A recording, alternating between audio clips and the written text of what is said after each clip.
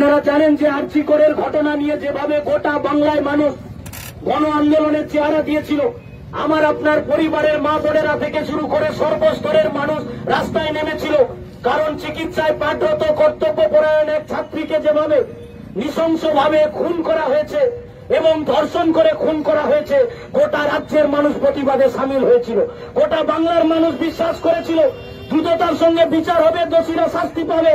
কিন্তু আপনি কি দেখলেন?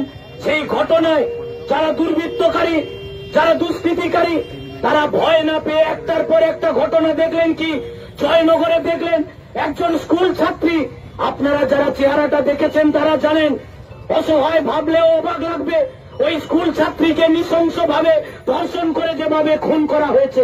তার আগে আপনারা জানেন হাওড়ার আমতাতে একই রকম একজন ছাত্রীকে ধর্ষণ করে খুন করা হয়েছে।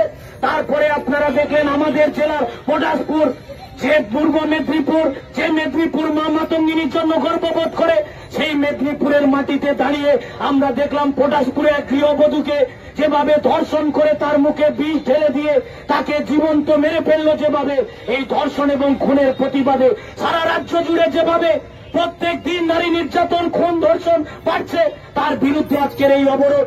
আমরা বিনয়ের সঙ্গে করজোড়ে আবেদন করতে চাই এই ব্রজলাল চক এলাকার সর্বস্তরের মানুষের কাছে, আজকে যদি প্রতিবাদে আপনি সামিল না হন, তাহলে গতকাল আপনি দেখেছিলেন আরজি কর, তারপরে আপনি দেখেছিলেন হাওড়ার আমতার স্কুল ছাত্রী, তারপরে আপনি দেখেছেন কি না জয়নগরের স্কুল ছাত্রী, তারপরে দেখলেন পটাশপুরে আপনি দেখলেন একজন গৃহবধূ, তারপরে আমার আপনার পাড়ায় গ্রামের দিকে ওই চল্লাটরা এগিয়ে আসছে।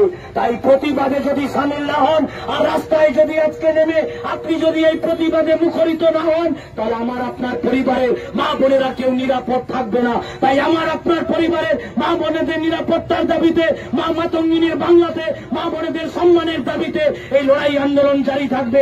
তাই আজকের এই প্রতীকী অবরোধে যারা আটকে পড়েছেন, আবারও আপনাদের সবার কাছে আমরা দুঃখ প্রকাশ করে আজকের এই অবরোধ কর্মসূচির কাজ আমরা এখানে শেষ ঘোষণা করছি। আমরা মিছিল করে আমরা বালুরঘাটা রোডের দিকে যাব। সবাইকে ধীরে সুস্থে আমাদের এই মিছিলের স্লোগান শাউটিং এর মধ্যে দিয়ে আমরা বালুরঘাটা রোডের দিকে যাব। আমার কথা শেষ করছি, অবরোধের কর্মসূচি শেষ।